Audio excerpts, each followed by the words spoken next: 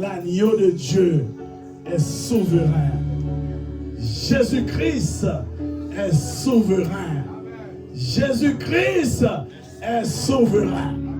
Vous savez, souverain, je n'ai pas de compte à rendre à personne.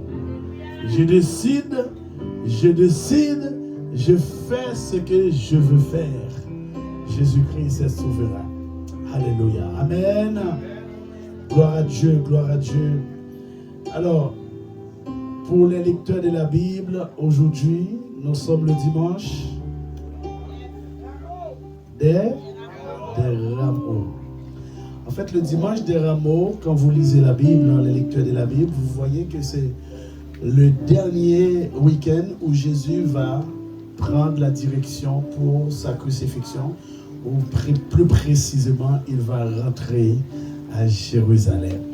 Le dimanche des Rameaux, c'est un dimanche où il commence à jeter les pagnes, mais vraiment, parce que Jésus est monté sur l'ânon, il rentre à Jérusalem, et là, beaucoup commencent à l'acclamer. Ça y est, il va prendre la place, il va nous sortir de l'esclavage.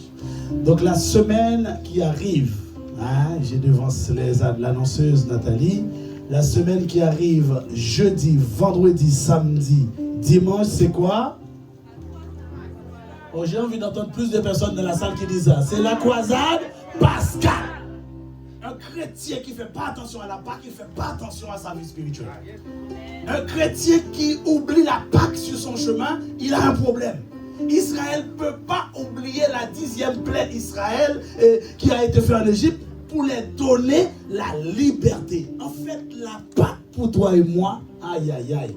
Quand je parle de la Pâque, je vois la liberté. Quand je parle de la Pâque, je vois la vie éternelle. Quand je parle de la Pâque, je vois tout. Mais un chrétien ne peut pas oublier la Pâque. Problème peut te faire oublier la date de ton mariage. Les situations te font oublier tout. Mais n'oublie pas la Pâque. C'est la Pâque qui a permis que tu sois devenu enfant de Dieu. Amen. Amen, l'église. Donc la Pâque arrive très vite. Et c'est dans le week-end qui arrive, et nous bénissons le Seigneur, nous allons célébrer la Pâque. Amen. Amen. Gloire à Dieu. Ce matin, je vais clôturer l'ensemble des enseignements qu'on a commencé sur le combat spirituel, parce que je crois que le Seigneur, c'est celui qui nous fait du bien. Amen. Il fait du bien à son église. Vous avez écouté une première prédication dimanche dernier, pasteur Roger a continué, et là on va clôturer. Mettez-nous s'il vous plaît Luc chapitre 13, on va lire du verset 10 à 13. Même si les océans se déchaînent, je traverserai avec toi. Tu domines les tempêtes. Je suis tranquille car tu es là. Je suis tranquille car tu es là. Je lis la parole de Dieu. Je lis la parole de Dieu. Jésus enseignait dans une des synagogues le jour du sabbat. Et voici, il y avait là une femme possédée d'un esprit qui la rendait infirme depuis 18 ans. Depuis 18 ans. Ça fait un âge, hein? 18 ans. Elle était courbée et ne pouvait pas du tout se redresser. Continue s'il te plaît. Et lorsqu'il la vit, donc Jésus a vu cette femme. Jésus lui adressa la parole et lui dit: femme, tu es délivrée de ton infirmité. Verset 13, il lui imposa les mains. À l'instant même, elle se redressa et glorifia Dieu. Alléluia. Ferme tes yeux. Seigneur Dieu Tout-Puissant, c'est toi qui bénis ta parole. C'est toi qui nous conduis selon le bon plaisir de ta volonté. Nous croyons que dans cette église, Père, plus personne n'est enchaîné dans aucun lien, dans aucune alliance. Mais ta parole me dit, vous connaîtrez la vérité et la vérité vous affranchira. Père de gloire, ce matin, je viens avec ta parole, pas la mienne. Je n'ai pas de parole, moi. Qui suis-je pour avoir une parole? Je viens avec ta parole. Et c'est ta parole qui doit toucher le cœur de mes frères et de mes sœurs ici présents. Je prie que tu touches les vies, les cœurs ici présents. Et que personne qui va sortir de ce lieu ne doit ressortir dans l'ignorance. Mais qu'ils soient tous éclairés au nom de Jésus-Christ de Nazareth. Amen. Est-ce que tu peux acclamer le Seigneur? Acclamer le Seigneur. Acclamer le Seigneur. Le thème, donc on a été pris court, hein, changement d'heure, changement tôt. Là, vous voyez, il est déjà moins 20. Mais je vais faire de mon mieux pour ne pas durer longtemps. Mais ce qu'il faut comprendre, on a parlé, mais vraiment de toute forme de combat. Mais il y a aussi un type de combat que vous devez comprendre. Le thème de ma prédication ce matin, c'est « Il est temps de finir avec les alliances de famille ». Tu es enfant de Dieu, il est temps de finir avec les alliances de famille. Est-ce que tu peux répéter avec moi? Il est temps de finir avec les alliances. Il est temps de finir. La Bible nous dit que cette femme était dans une synagogue. Je peux comparer comme si c'est une personne qui est avec nous à l'église. La personne est arrivée un jour, elle m'a dit, pasteur, j'ai mal à l'épaule. On prie, on le laisse repartir, la douleur se déplace de l'épaule, ça continue. La personne était sûrement droite pendant longtemps. Et comme la Bible nous dit, pendant 18 ans. 18 ans, c'est une vie. Hein. Le plus souvent, les jeunes qui ont 18 ans, ils sont contents pour aller voter, contents pour avoir leur compte bancaire, contents parce qu'ils vont passer le bac. 18 ans, c'est un âge. Une femme persécutée, courbée pendant 18 ans. Alors qu'elle était toujours dans la synagogue. La synagogue, c'est l'espace où on vient, on prie. Comme je vous ai dit à certains ce matin, dans le temps, nous prions un Dieu lointain, le peuple Israël. Pendant des années, ils font ça. Le mur de lamentation. Il faut mettre la tête ici, il faut faire ci, il faut faire ça. Mais quelle est ta relation avec le Dieu que tu pries et qui te donne l'opportunité de recevoir? Il y a beaucoup de gens qui... Ce sujet divise un peu. Hein. Il y a certains prédicateurs qui disent, mais non, dès que tu donnes ta vie à Christ, il n'y a plus d'esprit de famille, tu es délivré. Et il va dire dans le livre de Jean chapitre 8, à partir du verset 32, vous connaîtrez la vérité, et la vérité t'affranchira. Mon peuple périt par manque de connaissance. Si tu ne sais pas ce qui se passe dans ta vie, tu ne peux pas rechercher la délivrance. Tu ne peux pas demander une réponse à ta situation. Il y a des choses qu'il faut faire attention. Est-ce que vous avez observé des choses qui se répètent dans les familles? Des générations en génération, au moins pendant 3 générations. Des divorces successifs, des problèmes financiers, des relations toxiques, toujours des addictions, des comportements destructeurs, mais on peut même aller plus loin. Des personnes, voilà, hypocrites. La maman était comme ça, la fille, mais petite fille, en fait, ça s'entraîne. Dans la Bible, on a vu des cas, mais des cas qui sont très précis. Le premier cas qu'on a constaté dans la Bible, c'est le cas d'Abraham. Cet héritage, c'était le mensonge. Abraham a commencé, Isaac a suivi, et aussi ça arrive jusqu'à Jacob. Je n'ai pas le temps de vous lire les textes. Genèse 20, Genèse 26 et Genèse 27.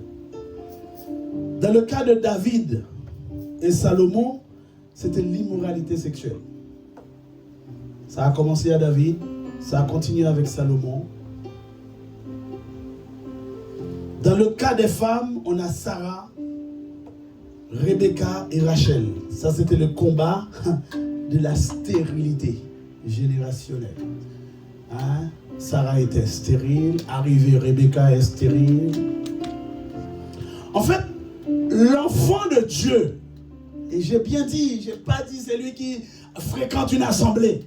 L'enfant de Dieu qui a donné sa vie à Christ, qui commence à comprendre la parole, il y a des choses qu'il ne doit plus accepter de voir qui continuent et continuent dans sa vie. Il ne doit plus les accepter. Parce qu'en réalité, ce qu'il faut comprendre, il ne suffit pas de donner sa vie à Christ. Il y a besoin d'arriver à l'étape 3 de la croissance qu'on a développée ce matin pour comprendre clairement qu'à cette étape-là, que dit la parole par rapport à moi? Vous savez, quand vous lisez la Bible, il ne faut pas lire la Bible, je lis Genèse, je ne sais pas, il parle de Jacob, il parle de ci, il parle de ça. Mais lis la Bible aussi par rapport à toi. Amen, l'église. Lis la Bible par rapport à toi-même, par rapport à ta famille. Parce que la Bible, peut-être c'est un vieux livre, mais la Bible, le Saint-Esprit le met à jour, au jour le jour, en fonction des personnes qui lisent, il te trouve ta réponse et tu comprendras comment Dieu fonctionne. Amen, l'église. Tu ne peux pas lire la Bible, tu lis l'histoire. Jésus était venu comme un moment. Jésus était venu, il est mort, il est ressuscité. Là, on a parlé de Noël il y a quelques mois. Là, on parle de Pâques. Bientôt, on parlera de Pentecôte. Après, non, il faut que tu arrives à lire la Bible par rapport à toi-même. Qu'est-ce que Dieu t'a dit par rapport à ce que tu as lu? Qu'est-ce que tu as compris? Il y a beaucoup d'enfants de Dieu, dans leur relation avec le Seigneur, ils n'ont jamais pris le temps de comprendre, mais et moi-même dans tout ça. On m'a dit que David a fait ça, mais David n'est plus là. On m'a dit que Joseph a fait ça, mais Joseph n'est plus là. Moïse a fait ça, mais Moïse n'est plus là. Mais et moi, quelle est ma relation avec Dieu? La Bible nous dit que Dieu parle à Moïse face à face. Mais moi, qu'est-ce que je souhaiterais? Que Dieu me parle face à face ou que j'arrive à avoir une relation avec Dieu? Donc en réalité, tu dois t'organiser que la Bible soit productive dans ta vie au nom de Jésus-Christ. Amen, l'église. Arrêtez de lire la Bible comme un roman ou un livre qu'on lit quand on vient à l'église, après on l'enferme. Parce que vous savez, quand la Bible nous parle, quand Jésus est arrivé dans le temple pour lire Ésaïe 61, on nous lui a dit, on l'amène le rouleau, il lit, après il le ferme. Donc je suis certain, on va rouvrir ces rouleaux à la prochaine lecture. Mais aujourd'hui, tu as la Bible avec toi pour le lire. Amen. Amen. Tu prends ton temps, tu lis la Bible et médite la parole de Dieu jour et nuit et tu comprendras comment Dieu fonctionne. Amen, l'église. Donc maintenant, comprenez que les alliances de famille existent. Ça a existé dans le temps, ça existera encore, mais c'est à toi en réalité de comprendre qu'est-ce qui se passe. Pourquoi à chaque période de l'année, je ne me sens pas bien? Pourquoi ma fille, mon fils, dans la famille, nous sommes 3, 4 frères et sœurs, aucun de nos enfants a un diplôme. Il y a des choses, il y a des petites choses peut-être que vous laissez passer à côté, mais suis ça. Mais regarde les grands-oncles. Jusqu'à vers toi, il y a des choses que tu dois observer. Des fois, il y a un cycle de pauvreté qui vous suit pendant des années. Mais tu n'as jamais fait attention. Donc maintenant, la Bible nous demande d'être renouvelés, transformés par le renouvellement de l'intelligence afin de discerner. Donc ce qu'il faut comprendre, le mal, la douleur, la situation que tu traverses, ce n'est pas la volonté de Dieu. Moi je te le dis, ce n'est pas la volonté de Dieu. Soit c'est ta propre volonté, ta chair, soit c'est la volonté d'un autre, les autres autour de toi, le monde, ou c'est la volonté du diable. Mais ce n'est pas la volonté de Dieu. La volonté de Dieu, c'est que tes yeux s'ouvrent et que tu grandisses, et que tu rentres en possession de ton héritage. Et quand tu rentres en possession de ton héritage, personne, absolument personne ne peut t'arrêter. Parce que tu sais qui tu es. Amen, l'église. Est-ce que tu peux acclamer le Seigneur? Parce que je sais qui je suis. Quand tu sais qui tu es, on ne t'arrêtera pas. Mais tu avances et tu prends ta direction pour aller et même capable d'aider un autre. Maintenant, comprenez que tu constates des situations qui te suivent. Cette femme a commencé probablement avec une petite douleur qui s'intensifie au jour le jour. Parce que vous savez, il y a beaucoup de gens, peut-être qui sont dans le milieu médical ici, qui comprennent ça très bien. Tu as mal à la tête, tu dis bon ça c'est rien, je prends un Doliprane, je vais dormir. C'est un premier signe. 2 jours après, tu commences, tu as la fièvre. Tu dis oh ben encore du Doliprane, je prends. Après tu as mal au dos, tu as mal. Donc en fait, le corps, avant de te jeter, de vraiment totalement tomber dans les pommes, il y a des signes précurseurs que nous ne faisons peut-être pas attention. Cette femme, la Bible ne nous a pas parlé de sa généalogie, d'où elle est tirée, d'où elle était sortie. Mais ce qu'il ne faut pas oublier, dans la relation que nous avons avec nos parents, nos grands-parents, on doit interroger souvent les grands-parents. Tu peux poser des questions. Tu n'as pas réussi dans telle ou telle chose, tu peux poser la question à ton père. Peut-être tu ne connais pas ta grand-mère ou ton grand-père. Pose la question aux parents. Et là, tu vas peut-être découvrir des choses. Tu te dis, pourtant, ça ressemble à ce que vit ma fille entre-temps. Ça ressemble à ce que je vis maintenant. Ça ressemble à ce que vit mon fils. Donc maintenant, quand tu arrives à découvrir, quand tu arrives à détecter, mais vraiment ce qui ne va pas, ça te permettra en réalité de commencer à résoudre le problème. Amen. Amen, l'église. Il faut déjà commencer à poser ces questions. Voilà. Est-ce que cette situation est récurrente dans une famille? Ça doit t'interpeller. Ai-je parfois l'impression de refaire les mêmes erreurs que mes parents? C'était le cas que nous avons cité: Abraham, Isaac, Jacob, Sarah, Rebecca. Et comme vous avez vu, y a-t-il des combats et des souffrances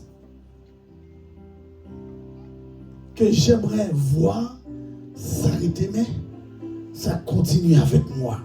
Mais en fait, avant d'arriver à la délivrance, avant d'arriver à briser ce cycle générationnel, il faut d'abord réussir à les identifier. Et quand tu arrives à les identifier, et tu auras la capacité, comme on dit en français, un problème identifié est à moitié résolu. Pourquoi? Parce que je vois là où le cycle infernal a commencé. Amen, l'église. Il y a des cycles, mais vraiment, que tu dois, mais vraiment, aller pour commencer à prendre ta délivrance. La Bible va nous dire, si le Fils nous a affranchis, nous serons réellement libres. Donc, si je comprends bien, il y a des personnes dans nos églises qui ne sont pas libres.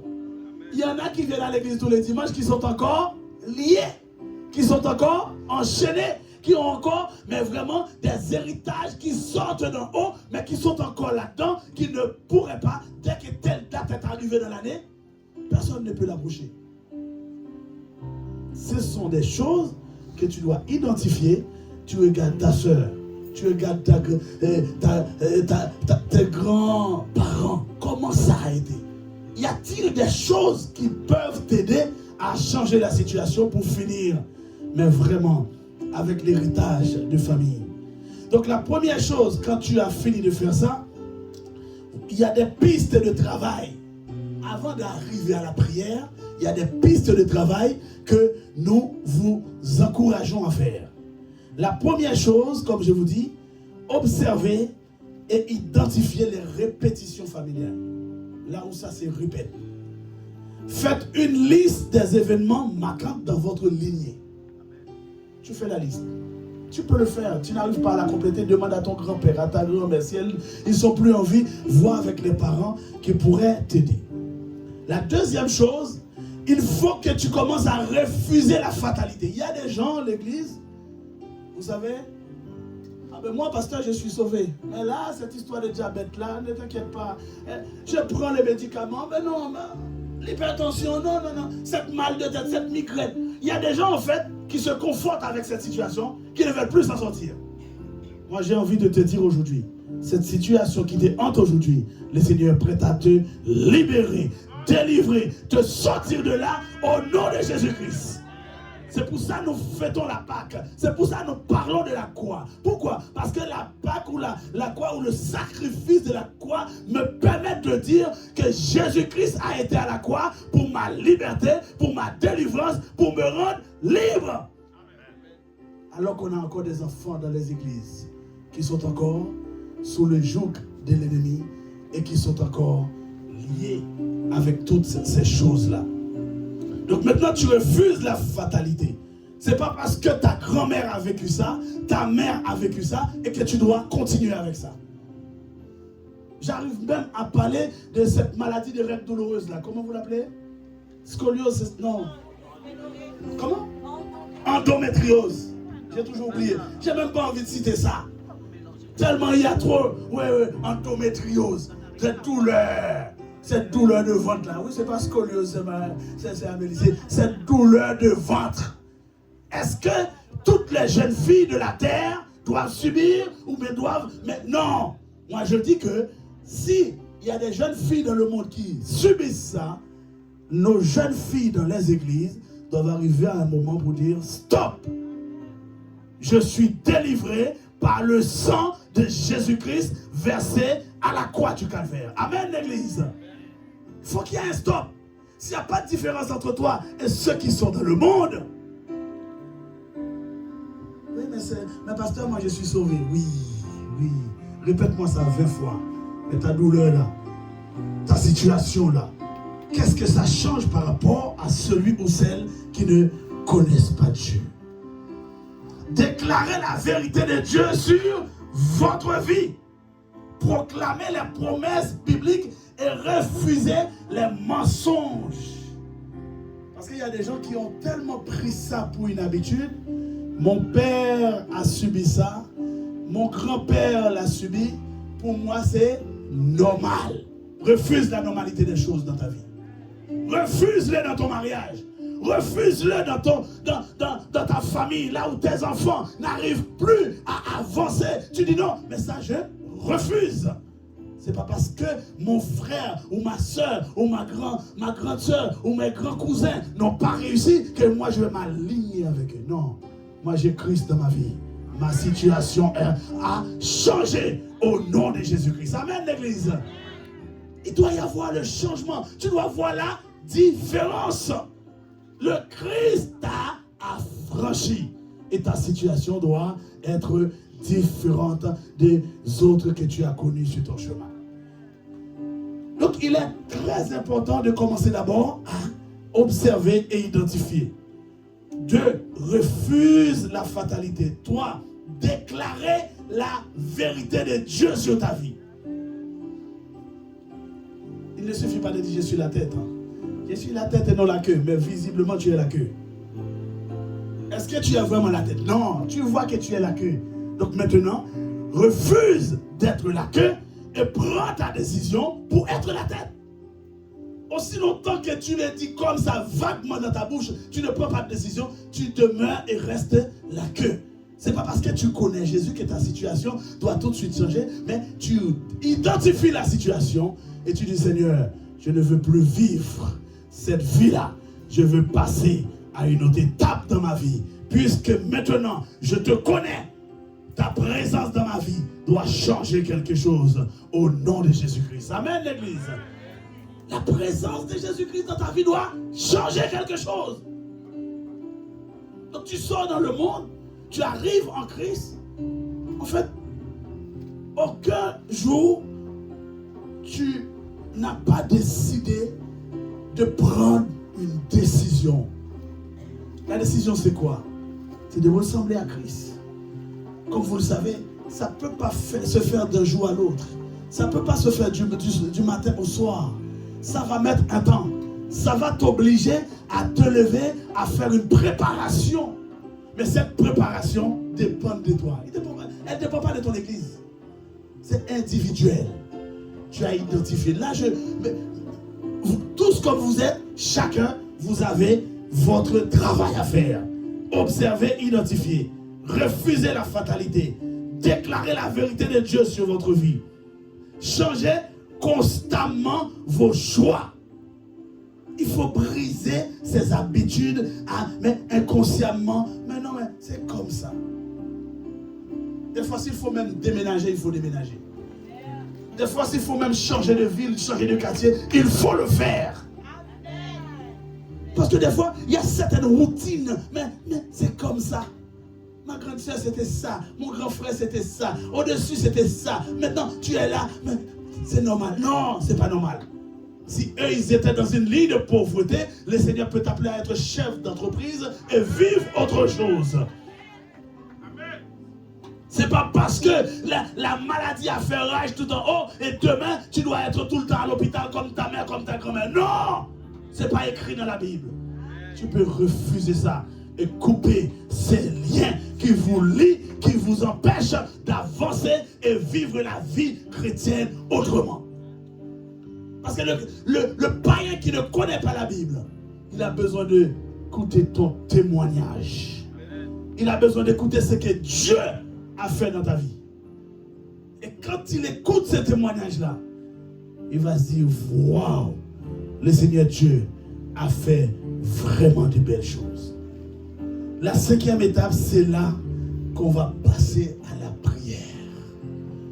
Vous savez, mais moi, il y a des personnes qui passent à la délivrance 20 fois, mais ils n'ont jamais été délivrés.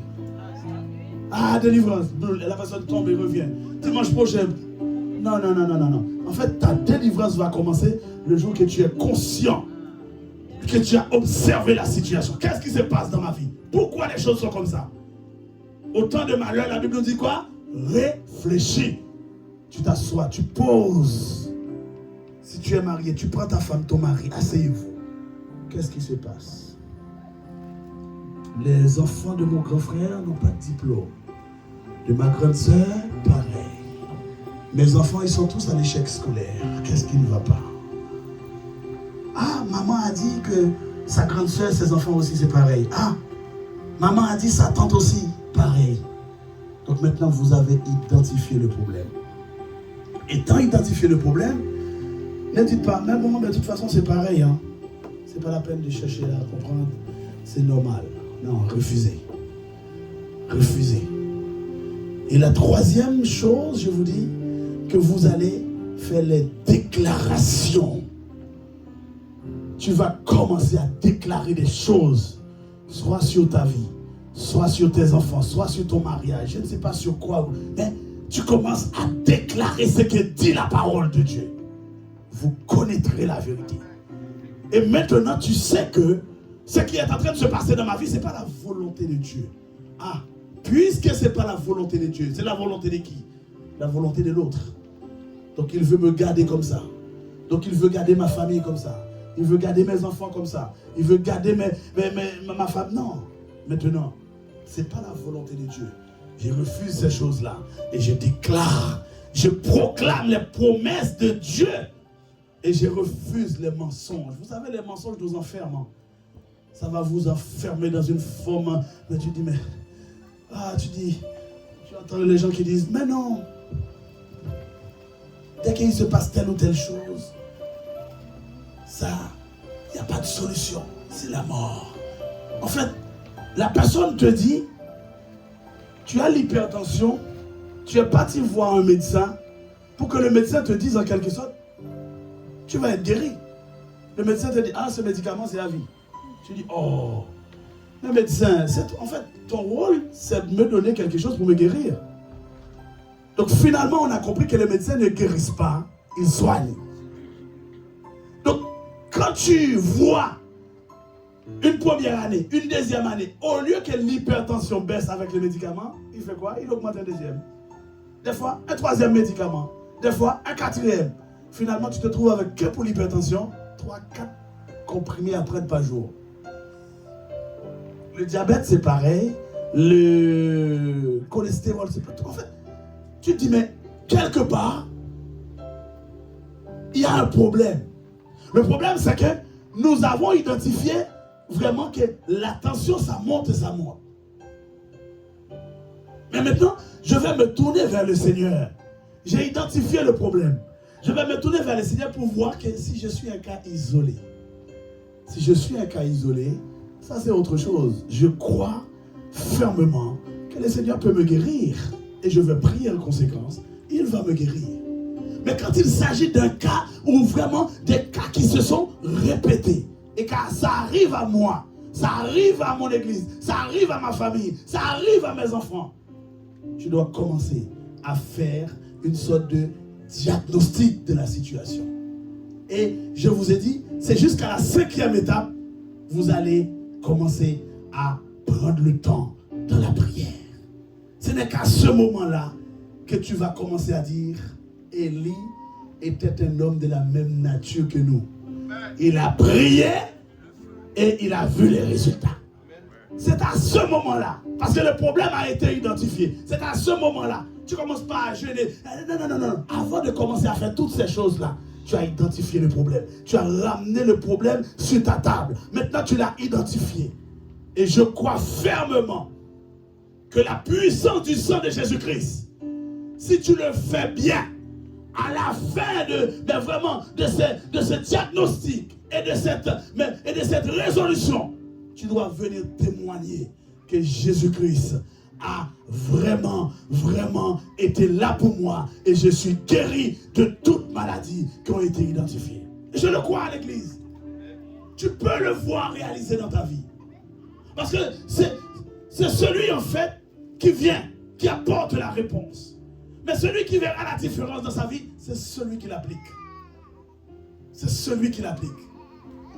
Jésus est entré dans cette synagogue. Je pense qu'il n'y a pas que cette femme qui était malade. Mais sa situation a interpellé Jésus. Je crois que ta situation a interpellé Jésus ce matin, l'église. Amen. Ta situation a interpellé Jésus. Il te dit, viens, madame, femme. Tu es guéri de ton infirmité. Parce qu'il faut comprendre clairement, il y a des esprits qui nous poursuivent. Il y a des choses, mais vraiment, que nous avons héritées de nos grands-parents, que nous trimballons avec nous. Aussi longtemps que nous les gardons, non seulement nous-mêmes, nos enfants, nos arrière-petits-enfants, jusqu'à la génération, jusqu'au moins à la 4e génération, ils vont les trimballer avec eux. Maintenant, c'est à toi et à moi de me lever, étant identifié ce problème, identifier cette situation. Le Seigneur Dieu va me donner la possibilité de briser les liens. Amen. La Bible va dire dans le livre d'Exode chapitre 20 au verset 5, j'ai puni l'iniquité des pères sur les enfants jusqu'à la 3e et la 4e génération. Toi parents qui est là, si tu n'as pas touché à des choses, des fétiches, à des choses, si tu n'avais pas commencé, ne commence pas. Parce que tu es en train en quelque sorte de préparer un héritage pour tes enfants et tes petits-enfants. Si aujourd'hui, tu es en train de prier, tu n'as pas vu la réponse tout de suite, ça me semble aussi normal. Parce que vous savez, avec le Seigneur, des fois tu peux prier le matin, le soir, tu vois la réponse. Mais des fois, le Seigneur veut que tu insistes dans tes prières. Il veut que tu ailles plus loin dans la démarche spirituelle. Ah ben ouais, j'ai jeûné 3 jours, je n'ai pas vu de réponse. Ce n'est pas parce que tu as jeûné 3 jours qu'il va ébranler le cœur de Dieu pour dire demain matin tu as ta réponse. Non. Maintenant, on rentre dans une démarche spirituelle pour comprendre que ça ne doit pas être là à sa place. Donc toi-même, évite de laisser, de préparer des héritages pour tes enfants. Évite ça. Parce qu'aujourd'hui, toi, parent qui sert le Seigneur, tu es en train, en quelque sorte, de préparer une forme d'héritage spirituel. Malgré Abraham a servi Dieu, Malgré Isaac le suivit, mais il l'a suivi avec cette forme d'alliance. Papa a menti, lui il le suit, il a menti, et Jacob va faire la même chose. Sarah était stérile, Rebecca qui est arrivée, on nous dit qu'elle était pareille, ainsi. Donc cette chaîne-là peut être brisée. Donc toi-même parent aujourd'hui qui sert le Seigneur, et si tu mais vraiment évite de mettre ta main dans des choses qui ne glorifient pas Dieu, c'est un très bon héritage que tu prépares pour tes enfants. Pourquoi? Parce que tu les ramènes dans la direction du Seigneur et tu les montres le bon chemin. Amen. Le bon chemin. Il faut comprendre clairement. Il y a des gens, en fait, par rapport à leurs relations avec Dieu, qui n'ont pas cherché à comprendre. Qui n'ont pas cherché à comprendre. Parce que c'est comme ça maman l'a dit, c'est comme ça papa a dit, ça a existé. Mais le fait que toi-même, tu peux avoir les yeux ouverts aujourd'hui, tu peux prendre ta décision pour aller dans le chemin de ta délivrance. Amen. Mets-toi debout dans la présence du Seigneur. Nous allons avancer pour finir. Gloire à Dieu.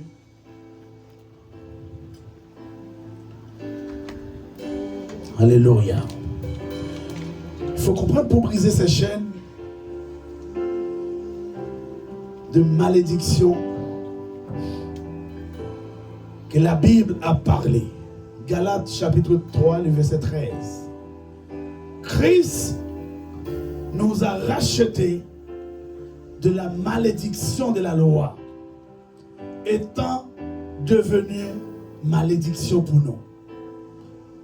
En Christ, toute malédiction, tout type de lien spirituel, émotionnel peut être rompu au nom de Jésus-Christ. Les liens d'âme, les attachements spirituels et émotionnels des situations passées peuvent être guéris au nom de Jésus-Christ. Il faut comprendre clairement que tu n'as pas quitté le monde pour venir à Christ et continuer dans ce même cycle infernal. Mais plutôt, comprendre ce qu'il a dit. Je mets devant vous la vie et la mort. Mais je vous dis, choisis la vie, afin que vous vivrez. Afin que ta fille, afin que tes fils, afin que ton mariage, afin que tu reçoives la guérison. Dieu désire que tu sois un canal de bénédiction. Mais pour que tu sois ce canal-là, déjà il faut que tu passes par là. Amen.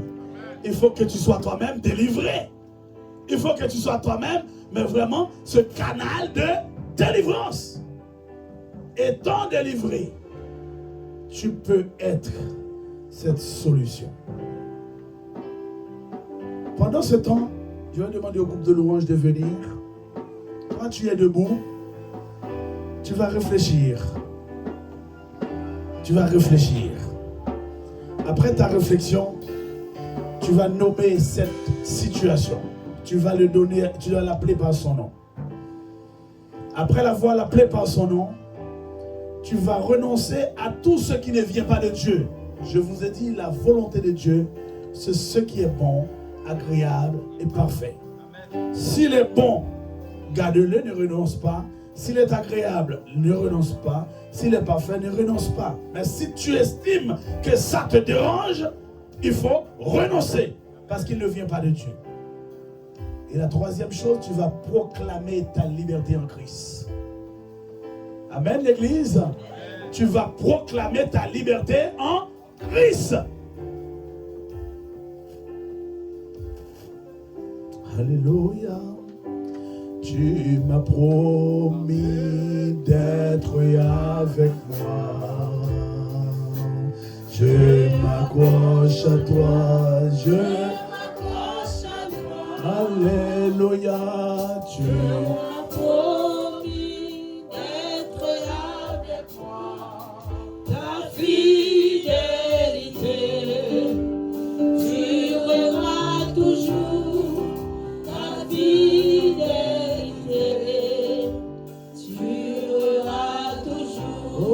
besoin de comprendre. Tu as promis d'être avec moi.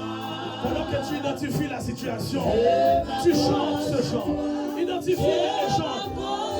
Identifie-le, identifie-le. Tu m'as promis d'être avec moi. Ta fidélité. Identifie, identifie. Tu seras toujours ta fidélité. Il n'y a aucun mariage qui tienne dans cette famille. Il n'y a aucune femme qui est encore mariée. Tous, elles sont divorcées. Toutes. Il n'y a ça ne peut plus. Tous. Il y a quelque chose qui ne va pas. Identifie, identifie. On est tous diabétiques. Mon grand-père, mon père, moi, mes enfants. Mais c'est quoi cette situation? On a tous hypertendu. Est-ce que c'est normal? Non, c'est pas la volonté de Dieu. Identifie, identifie, identifie, identifie. Identifie la situation, identifie. Identifie le problème. Dans mes besoins, tu as promis d'être avec moi. Ça ne va pas. Je m'accroche à toi. Je m'accroche à Je toi. ne laisserai pas le pas. Tu m'as promis d'être avec moi. Alléluia. Alléluia. Tu auras toujours sa fidélité. Ok. Je sais que tu as identifié maintenant. Tu as identifié le problème. Je ne sais pas si c'est l'endométriose. Donc, si tu as identifié le problème, tu vas l'appeler par son nom. Tu connais son nom maintenant. Tu vas lui dire clairement, tu n'es pas de Dieu. Moi, je vais dire au diabète, tu n'es pas de Dieu. Tu ne peux pas prendre place dans la vie de mon père et veut prendre place dans ma vie. Tu n'es pas de Dieu. Christ est mort pour moi. Je renonce de vivre avec le diabète. Je renonce de faire la queue devant les médecins tous les jours parce que cette maladie est là pour me... Non. Je renonce. Tu as identifié la situation. Tu as identifié ce qui ne va pas. Tu as identifié. Maintenant, prépare-toi à renoncer. Parce que tu crois que ça s'appelle maladie. Donc c'est un mal qui a dit que tu ne vas pas bien. Et vraiment, quand on te dit ça, tu n'arrives pas. Il n'y a pas d'équilibre. Il y a non. Renonce. Renonce. Commence à parler au Seigneur. Commence à parler au Seigneur. Là, tu n'es pas encore en train de prier. Mais tu parles. Mais vraiment, parle. Commence à parler. Groupe de louange. Chacun vous avez. Parle. On t'a dit que tu es stérile. Mais qui t'a dit ça? Comment ça s'est écrit? Ça vient d'où? Ça vient d'où? Ça vient d'où? Ça vient d'où? Parle au Seigneur. Parle au Seigneur. Seigneur, moi je viens ce matin pour renoncer à l'esprit du diabète. C'est que le médecin a décidé. C'est pas toi qui l'as dit.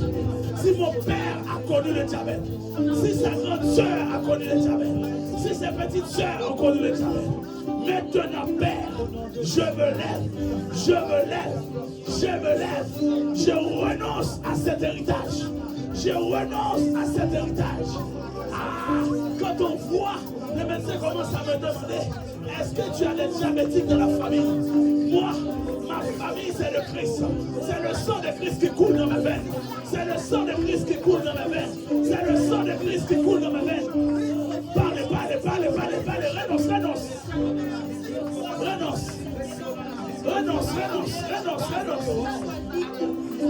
Renonce, tu n'es pas d'accord. Dis-lui, diabète, je ne suis pas d'accord. Diabète, tu n'as pas de place dans ma vie. Hypertension, tu n'as pas de place dans ma vie. Allez, parle-lui. Endométriose, c'est ton dernier jour que je parle de toi. Sinon, je parlerai de toi au passé. Mon témoignage. Allez, renoncer. Renoncer.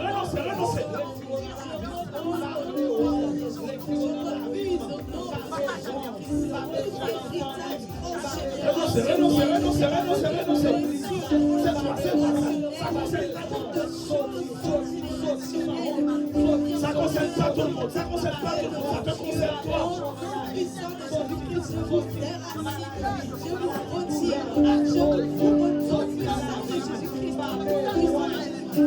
Alléluia.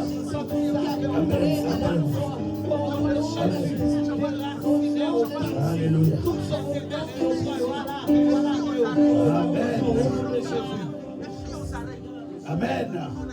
Amen. Tu as identifié la situation. Tu as renoncé. Maintenant, tu vas proclamer ta liberté en Christ. Puisque Christ t'a affranchi. Un jour, tu as donné ta vie à Christ. Tu as reconnu que Christ, c'est le seul sauveur. Quel sauveur merveilleux je possède. Ah, tu chantes ce chant alors que quel sauveur merveilleux je possède. Donc c'est à toi maintenant de dire maintenant, je vais proclamer ma liberté en Christ. Maintenant tu vas ouvrir ta bouche. Chacun par rapport à la situation identifiée.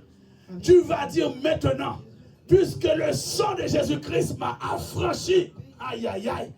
Je n'ai plus le sang de papillérie qui coule dans mes veines. C'est le sang de Jésus-Christ. Puisque le sang de Jésus-Christ coule dans mes veines.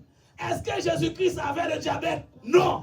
Est-ce que Jésus-Christ avait le cancer? Non. Est-ce que Jésus-Christ avait la fièvre jaune? Non. Est-ce que Jésus-Christ avait endométriose? Non. Je n'ai pas d'héritage de ces choses-là. Je proclame, je déclare que ma vie est libérée de ces choses-là. Lève ta voix, l'église, lève ta voix, lève ta voix. Lève ta voix, lève ta voix. Lève ta voix, lève ta voix. Je déclare et je proclame que rien de ce qui a hérité mon père, que rien de ce qui a hérité ma mère ne soit dans ma vie. Aujourd'hui, je prends la détermination, puisque le Christ m'a affranchi. Je prie, je déclare, je proclame que je suis délivré, libéré, transformé de toute chaîne, de tout lien, de tout esprit. Prie. Allez, priez. Tu as dit que tout est libre en Jésus, tout a été Priez. à la croix, Priez. priez.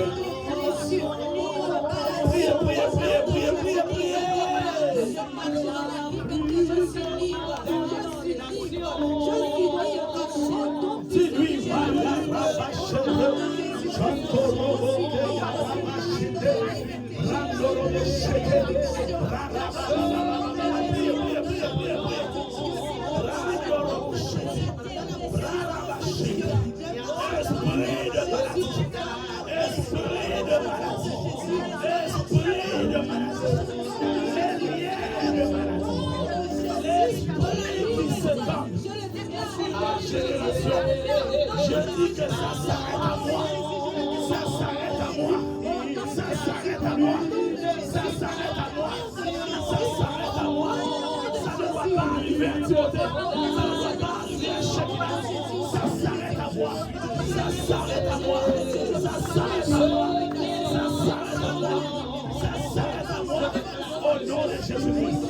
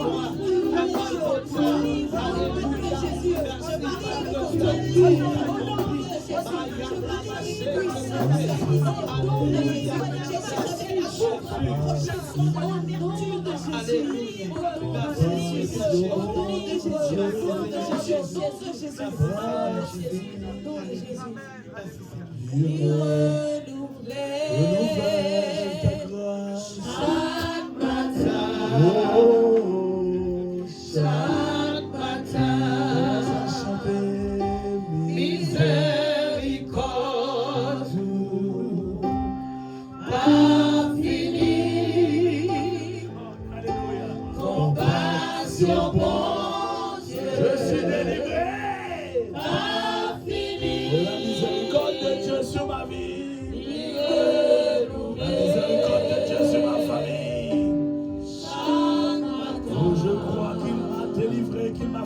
lumière. Aïe, renouveler. Alléluia. Chaque matin, Le cycle final s'est arrêté à moi. chaque matin, Le cycle final.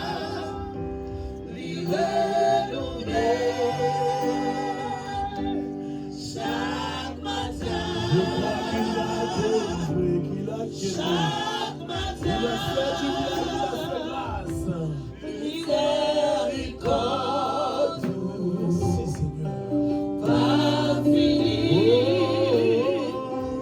compassion, bon Dieu, Oh, ce nom. pas fini, Alléluia.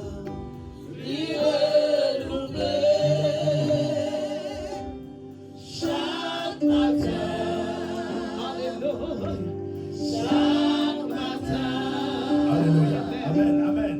amen. Soyez prêts à répéter après moi et je termine. Seigneur Jésus. Seigneur Jésus, Ah non, tu n'as pas de conviction. Une parole sans conviction, c'est un fruit des péchés. Seigneur Jésus. Seigneur Jésus, Aujourd'hui, aujourd'hui, j'ai identifié j'ai identifié la situation la situation qui me fait mal, qui me fait mal, qui m'empêche m'empêche de vivre en bonne santé en bonne santé, physique, physique, émotionnelle. émotionnelle. Aujourd'hui, Seigneur, Aujourd'hui, Seigneur, ta parole me dit, ta parole me dit, si le Christ si le Christ m'a affranchi, m'a affranchi, je deviendrai je deviendrai libre. libre. Aujourd'hui, Aujourd'hui, je suis libre. je suis libre. Je renonce Renonce à tous ces liens tous ces liens qui ne viennent pas de toi, qui ne viennent pas de toi, que j'ai hérité que j'ai hérité de ma génération. de ma génération. Maintenant, Père, Maintenant, Père, je proclame je proclame ma liberté ma liberté en Christ. Christ. Maintenant, Père, Maintenant, Père, je proclame proclame ma liberté ma liberté en Christ. Christ. Je déclare, Déclare, je proclame que je suis guéri, que je suis guéri, je suis délivré je suis délivré. et je marche dans la sainteté. Je déclare, je proclame, je suis guéri, Je suis guéri, je marche dans la sainteté. dans la sainteté. Est-ce que tu peux acclamer les seigneurs? Il n'y a plus de condamnation. Il n'y a plus de condamnation. Il n'y a plus de condamnation. Proclame ta délivrance. Proclame ta délivrance. Il est temps de finir avec les liens de famille. Il est temps de finir avec ces choses qui te rendent. Il est temps de finir avec des choses que tu n'as pas compris. Lève ta main, je prie. Merci Seigneur. Père Dieu Tout-Puissant, ta parole a été proclamée. Je dis Amen. Amen. Je dis Amen. Amen. Je dis Amen. Amen. C'est-à-dire, je suis d'accord que tu m'as affranchi ce matin. Amen. Je suis d'accord. Je ne suis plus dans l'ombre de ta parole, mais j'ai été éclairé par ta parole ce matin. Amen. L'Église a été éclairée par ta parole ce matin. Amen. Je proclame, Père, que ton Église qui a été éclairée vive la délivrance dans leur vie. Amen. Que ton Église qui a été éclairée voit la différence dans leur vie. Amen. Et qui viennent témoigner Christ. Au nom de Jésus-Christ, soyez